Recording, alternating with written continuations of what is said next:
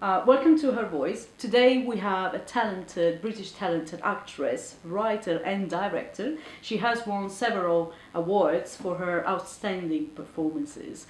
And as an actress and director, her latest feature short film, Woman Power, is currently being screened in Los Angeles. So Helen Oakleigh, ladies and gentlemen. Hi Helen. Hi. Welcome and thanks for joining Her Voice project. Oh, thank you for inviting me. And how are you today? Yeah, good, thanks. Yeah. How do you feel about taking part to this project, to Her Voice? Well, I think it's really interesting, because obviously there is a huge disparity between, male and female representation within the industry. So I think it's important to be aware of that and see what can be done. Good. Yeah, well, that's why we're here today, to talk about that. And I have some disturbing data, some disturbing news that I think is not news for you. No. You probably know that already, but I was reading the other day that I have a few data here, like of the Hollywood movies, women made up only 1.2% of the directors, 11% of writers, 18% of producers, okay? And even Meryl Streep, after winning 3 Oscars, she's still earning less than her co-stars. Jennifer Lawrence, she's the highest woman paid in the film industry. She gets half of Robert Downey Jr.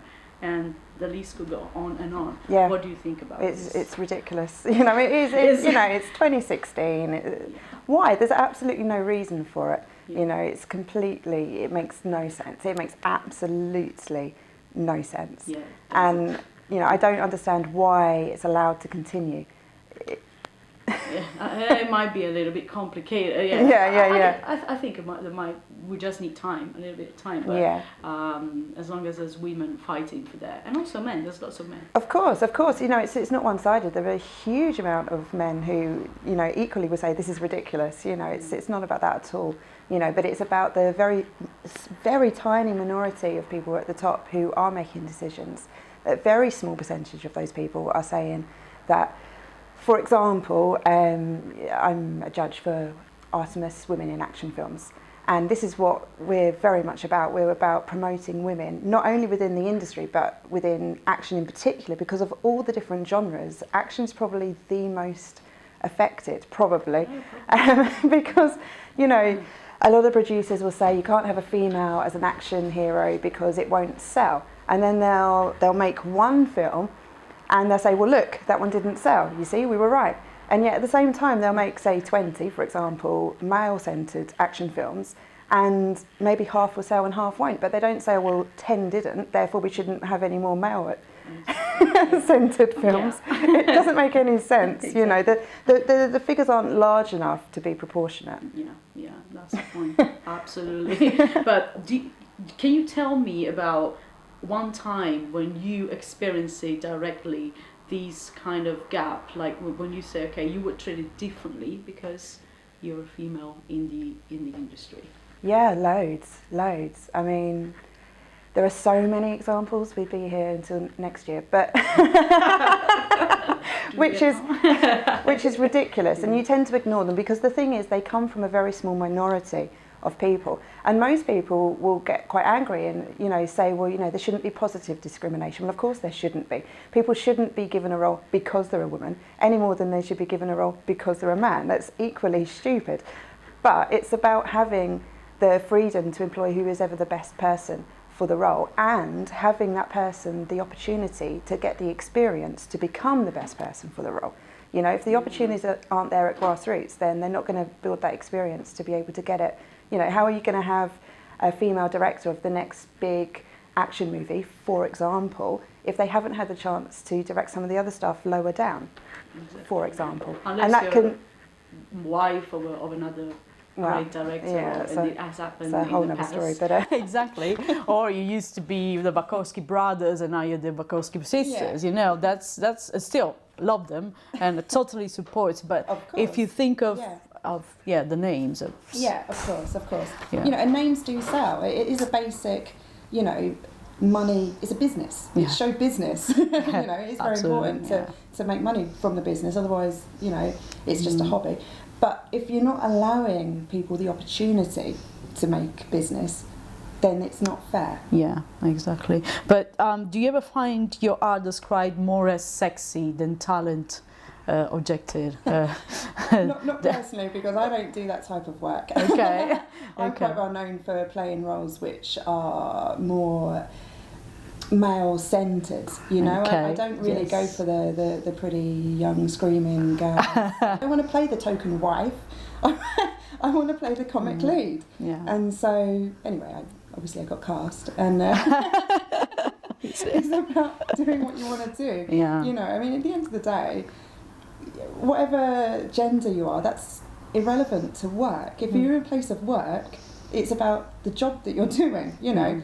Unless you're in, there's very few industries where it is relevant. You know, the porn industry, and well, there's very few others where it's relevant. Yeah. You know, so maybe that. Yeah, maybe dance. Probably. I know. Yeah. well, and obviously, if you've got a story and it's all about gender and it's about a certain sexuality, then fine. But even then, actually, not necessarily. Yeah. I mean, that particular production was a Shakespeare production, and the character was looking for his wife and what have you. It's not necessarily, it doesn't have to be kept as the gender it was meant originally in a production. You know, look at Ghostbusters. Yeah, you know? yeah. And lots of people are getting pissed off at that.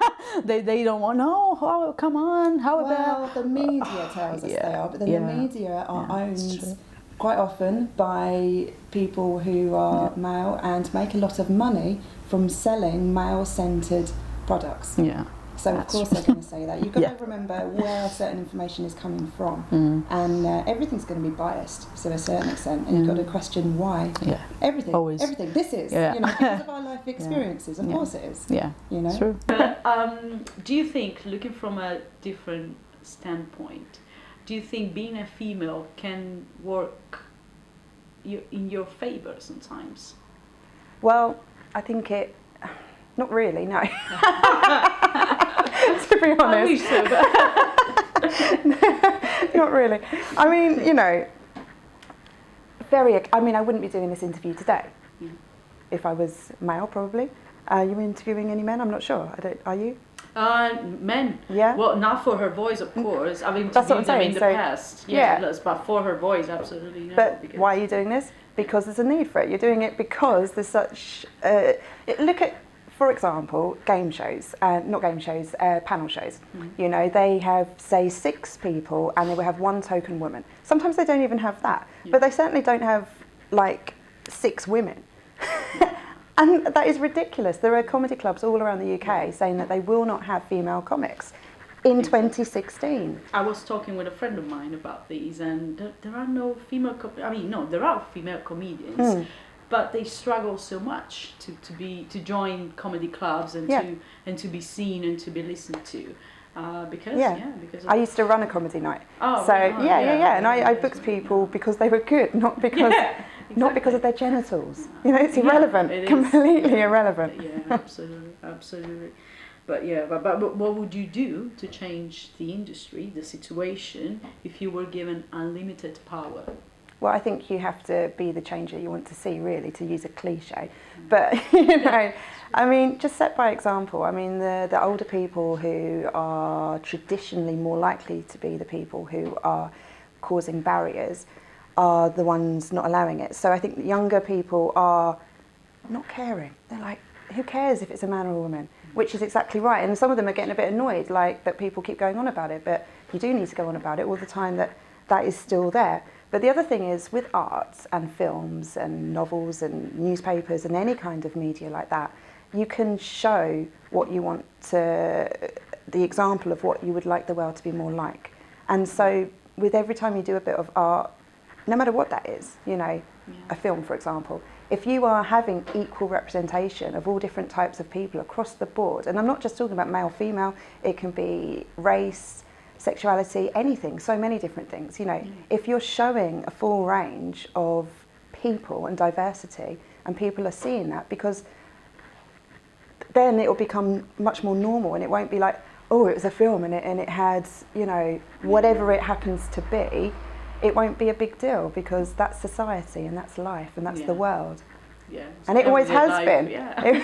You know, women haven't just suddenly appeared recently. They've always been there, as have different, you know, sexualities, different Last time I checked, ethnicities. You know, it's always been mixed exactly. around the world. Yeah. You know, it's. Well, if you were offered like £1 billion tomorrow for amazing career, planetary fame, but you have no control over your career, over the products that you will be working on, the movies, the whatever, would you accept? Oh no. Not in a million years. I thought it was if funny. if I had no control, no, because that's not what appeals to me. I like telling stories. I like talking about things that are important in the world, and if I had absolutely no control, then I would almost certainly be stuck doing something that I wouldn't be happy doing. And what's the point of that? Life's too short. But actually, the reason why I ask this is because I think that's what's happening with the mainstream culture, especially music, but also I think some Hollywood movies and things. They just sell themselves because they want to be celebrities, not because of the love, and the passion for what they do. Well, me personally, I find the celebrity culture a bit vulgar. It's not really what I'm about at all. That's why you're on Her Voice. I'm more interested in talent and you know, the old-fashioned star, as opposed to you know, if you're good, then you become well known because you're good, not because you've done whatever it is with the press. Because that's not very interesting for me personally. You know, but it's very popular at the moment, which is worrying. But it's like a dumbing down of society. People aren't using their brains. They're just watching people watching people. On Did I miss something? Yeah, exactly. Absolutely. Is there a female personality, a woman you look up to, your inspiration? Well, there's lots, and I there's too many to name individually, to be honest. I mean, it's not about the famous women either. It's about everyday women. I think personally, it's more about people who are doing what they want to do and doing it because they're passionate about it and getting on with it. And that to me is much more impressive. You know, being successful in your own chosen field is, you know, way better than being a celebrity. Describe your average day. What do you do during the day for your career and to write, direct? No average. Okay. I've never had 2 days the same ever. Okay. I do a lot of things, and I think that's another thing which is very exciting for me. I'd get bored if I was doing the same thing every day. I really would. Okay. I write, I act, I direct. I also produce stuff so that I make sure that I am always working, you know, and as yourself, you know, because that way you have always got work and you can do what you want to do, and you can make it sure that it is what is important to you. I realised at one point I was taking the next acting job that came along, and I wasn't exactly doing what I set out to do. You know, they were fun, interesting jobs, but they weren't really. There was no real depth to them and no real point to them, I felt. They were fun at the time. But I like to do my own projects now. What do you prefer doing? Directing, acting or writing? All of them. All of them equally? Yeah, absolutely. Okay. 100%. Yeah. Oh, wow. Massively. Yeah. Great. So woman power, tell me more about it, because that's what you're really much focused on right now. Big part of my life at the moment. So basically, I was out in LA last spring, and I had an opportunity to make a short film. So I had a lot of people that I met, stunt artists, and various people excellent people. So we got together and I directed a short film. Okay, what is it about exactly? So it's set to wanna know. It's set to a poem which I've written, which is called Woman Power. It's about being equal, and it's not about women being more important than men. It's about being equal. You know, and there is you know, that's the bottom line of Okay. the thing about it. Okay. Yeah. How about UK? Is it going to be screened, or if our UK audience want to see it, where can they find it? Or It will be, yeah. Okay, yeah. great. I think the best way, because I'm not allowed to reveal details yet. Oh, okay. But I will Understandable. be soon. So the best way is to keep an eye on Twitter. Okay. Great. Helen_Oakleigh. Okay. Yeah. Great. Yeah, that's the best way to. Okay, to follow that. Yeah, Okay. yeah. Because it's screening in a theatre, cinema, whatever. Yeah. Yeah, it will be in the UK. Okay, great. Any other projects you're working on? Or Loads of things. So I've been doing a lot of poetry lately as well. Okay. I started out as a poet before I trained as an actor, Oh. so it's been really cool to get back into that recently. Oh. And I'm gonna be. I performed recently at the Ultimate Planet Awards. Yeah, I was there. Yeah. Actually, I was at the after party. Well, that was really cool. You know? So, it was. got to do some poetry there, and I've been doing various open mic nights and various gigs around London. I've got one coming up, which is a fundraiser for Women in War, to promote, you know, obviously that's a whole different conversation in itself. Yeah, But so that's going to be raising money for that. And also I'm going to be performing at Elfest this summer. Oh, okay. Yeah. I think I'll be there. Yeah, Cool. I'll probably be there. Yeah. I've got a nice slot in the opening night, and Nice. I'm doing the closing speech as well. Cool. Yeah, Great, so that's pretty exciting. So Lots some of other things things. as well, though, but I'm not allowed to say what. Okay, we'll follow you on Twitter. So and now we have the exclusive UK premiere of the Woman Power teaser trailer. So thanks very much for this exclusive trailer, and enjoy it. Black, white, native, Asian equality across the nation, straight, gay, transgender, queer, everyone. Let's make this clear. Old, young, disabled, fit. It's for everybody's benefit, because if role models look like you, equality we can rescue. Please do help support the film if you can. Thanks very much for being here. Thank you very much.